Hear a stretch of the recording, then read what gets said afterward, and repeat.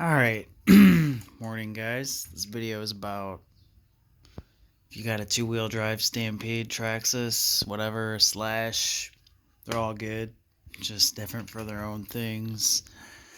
I chose the Stampede, so if I want to go, back and forth between a speed car and an off-road car, this one ain't too bad, but over time, having to recalibrate all your, you know, tow and camber. I feel like it's better just to have two cars, but I'm gonna wait until my daughter's older enough to run without, you know, I kind of like the speed anyway more, so I've only changed it back once to off-road, and it was kind of a pain in the ass to get it back to on-road to have everything perfect, the alignment. So I went with so I went with staying it as a speed car.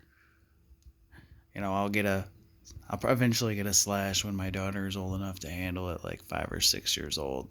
Believe it or not, I had Stampede back when I was 9, and it was stock. Like 20 miles an hour, whatever they do, 25. It was lasted forever, so I kept it stock. This thing, however, I ran about 3 sets of GRPs through this after in this condition on 4S, and everything's still holding up beautifully. The motor, the ESC, the electronics, everything. Nothing has broke except from when I crashed it and just broke a camber block. That's why I like RPM, a lifetime warranty. You get the metal stuff, it bends, and and you got to worry about ripping it out of the chassis and have all those problems and such.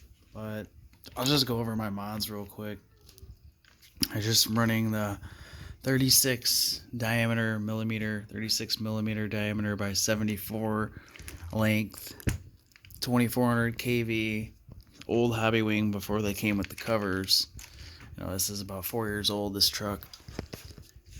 This is the biggest motor you can fit in this transmission, unless you run a metal case like Integy or Fast Lane Machine. All those metal cases will take the bigger batteries, but then you sacrifice no wheelie bars. You definitely need these GTR shocks. They're like $50-$60 for a set of all four to handle the extra torque and power to keep the ass from dragging and scraping. My opinion, I like the radials over the slicks. Just waiting for these to wear down. I usually run S1 to S2 or 3 in the front, depending on your temperatures. Obviously, you want the higher number harder for the higher temps, but when it's colder, you want the lower numbers. Running S5 in the rear seems to be working out for me pretty good. I do like the radials more, however. You don't need to put metal CV shafts on these trucks. I see a lot of guys doing that. It makes them break. Bend. If you crash doing 85, you're done. You're going to bend on these things, man. They're fine if you crash going fast. And they've held down the power. I've done burnouts from hell. I'm surprised this clutch even holds down the power. I have stalled the clutch, though, however, doing a burnout when the tires started to heat up and grip. So if you want to do stuff like that, I'd probably upgrade your clutch shoes on there. I'm running Mod 1 gears, 36 tooth spur by 26 tooth pinion. Excuse the case, it doesn't focus well because I got a life-proof case on this Galaxy S8. It's geared for about 100. I've only had it up to about 85. I did, however, get a taller, higher kV motor, 2650 kV, which maxes out this old hobby wing SCT 120 or whatever. It's like a Max 8, whatever. And I would have went with a 6X system, but this car is limited with batteries. That's the main thing. See, I can't fit anything back there unless I shave out the ESC holder. And this is the one for the bigger batteries. That's funny. So I can't I can't fit those in there.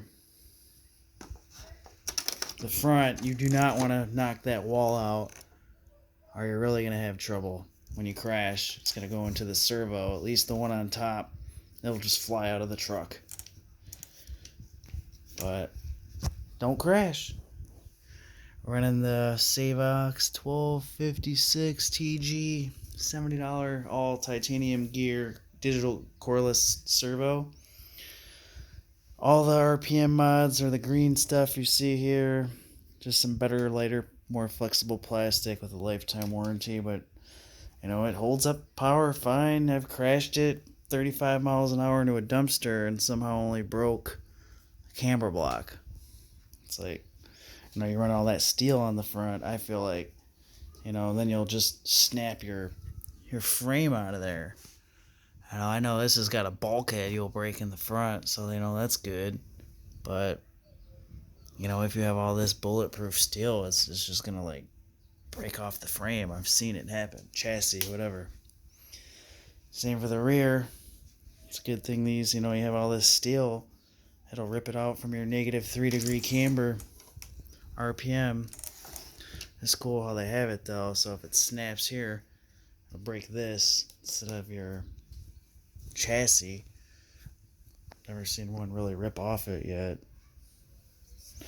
And a stock servo saver. Price wise about this truck, you know, they're $300 for the truck, $100 more for the system, which has been a great system, $50 more for the shocks, so that's about $450. Yeah, $450 with the system, the car, the shocks, the servo puts it to about $520. With all the RPM mods in the body, you're probably looking at about $625, $650. You run an extra body, you know, get all these batteries, you know, you're up there at about $1,000, especially with extra tires. This is not a cheap hobby, guys. You know, this is not, it's like a mid-grade car. It's not the cheapest. It's not the best. You want the best, you know, get that Seago brand or whatever it is, made in Japan, but they still use American steel, so I forget the name. It's like Seigi, something like that, SIEGI. But as far as mods, you know, I'd probably beef up your tie rods. The steering hasn't really went on me to have to beef these up yet. Plus I got extras, they're so cheap. The clay in the front definitely helps. Running two 7600 milliamp batteries with one's 90C, one's 50C.